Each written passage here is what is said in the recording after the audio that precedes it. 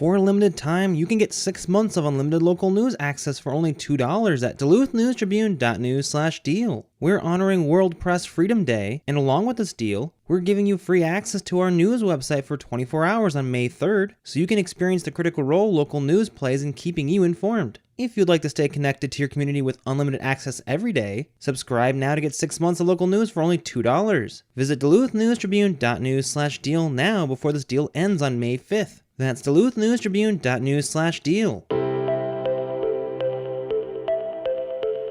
Hello Northlanders, it's Wednesday, April 26th. I'm Wyatt Buckner with your Duluth News Tribune Minute, presented by Minnesota Power Employees Credit Union.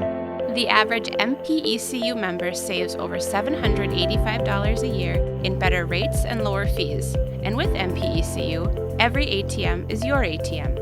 With their free checking program, you get ATM fee reimbursements at any ATM anywhere in the U.S. Check out Minnesota Power Employees Credit Union services online at mpecu.com or visit their offices in downtown Duluth, Arrowhead Road, or Miller Trunk Highway. Now here's a look at today's headlines.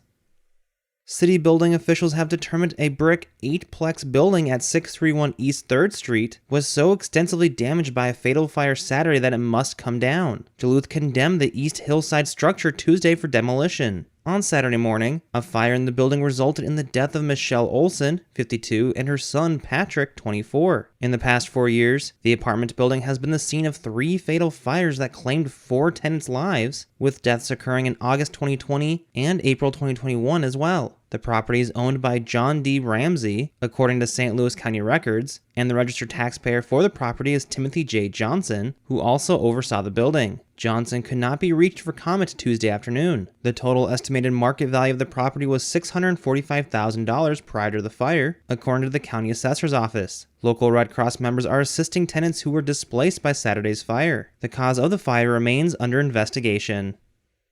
Members of the Minnesota House on Tuesday approved a bill to legalize recreational marijuana use for adults. Legalization has passed in the Democratic Farmer Labor-controlled House before, but there's a key difference this year. DFL lawmakers took control last November of the Senate, where a vote is now also scheduled for Friday. When Republicans controlled the Senate last year, pot bills didn't get committee hearings. Now that's no longer an obstacle, and DFL Governor Tim Walz said he supports legalization and would sign a bill into law. Members started debating the bill late Monday and tabled the discussion around midnight. They resumed Tuesday afternoon before passing the bill on a 71-59 vote. The House bill would allow marijuana possession for people 21 and older, expunge marijuana conviction records, and create a new regulatory scheme for the substance. Eligible adults could possess 2 ounces or less of cannabis in a public space, and 1.5 pounds or less in a residence. Individuals would be able to possess edibles with a total of 800 milligrams or less of THC, the psychoactive component of cannabis. Sales of cannabis products would carry an 8% state tax. Legalization would create new licenses for cultivators, retailers, wholesalers, and other parts of the cannabis business. An Office of Cannabis Management created by the bill would regulate the production and sale of cannabis products in the state, as well as the state medical cannabis program. The House pot bill would provide $73 million for new regulations and other legalization-related programs. THC-containing edibles made legal in Minnesota last July would also fall under new regulations. Sellers of the low-dosage edibles currently legal in Minnesota would need to apply for a license. If a legalization bill passes the Senate on Friday, how close does that put legal pot to being a reality in Minnesota? Because of differences between the Senate and House bills, members from both bodies will have to meet in a conference committee to bring their bills into alignment. Already, the Senate version has a 10% tax on marijuana sales, slightly higher than the 8% backed by the House. Only after lawmakers work out those differences will legalization get its final vote and go to the governor's desk to be signed into law.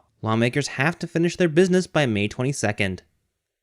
Vicra Distillery employees announced last week they intend to unionize with Unite Here Local 17, a Minneapolis-based hospitality union. A Pack the Bar event took place April 18th at the Canal Park Distillery to drum up local support from other labor unions, friends, family, and a few city councilors. Unite Here Local 17 organizer Anders Blomquist is working with the fledgling unit at Vicra to potentially become the first unionized craft beverage shop in northern Minnesota. In 2020, Blomquist also helped organize Fair State Brewing Co-op. Other Twin City distilleries, such as Brothers' Justice and Pattersall, have also unionized, he said. Although Blomquist did not disclose how many Vicra workers initially pledged, he was confident it is a, quote, overwhelming majority, end quote. According to Bryn Pass, a packager at Vikra, 70% of employees pledged. Owners Emily and Joel Vikra haven't voluntarily recognized the union. The National Labor Relations Board will conduct an election anticipated in mid-May, given at least 30% of the workers pledged that they want a union. A majority among those voting is needed to earn an official recognition. Vikra has 42 employees, with positions including managers of finance, production, and the cocktail room, a sales team, production staff, and cocktail room staff, including the kitchen and bar.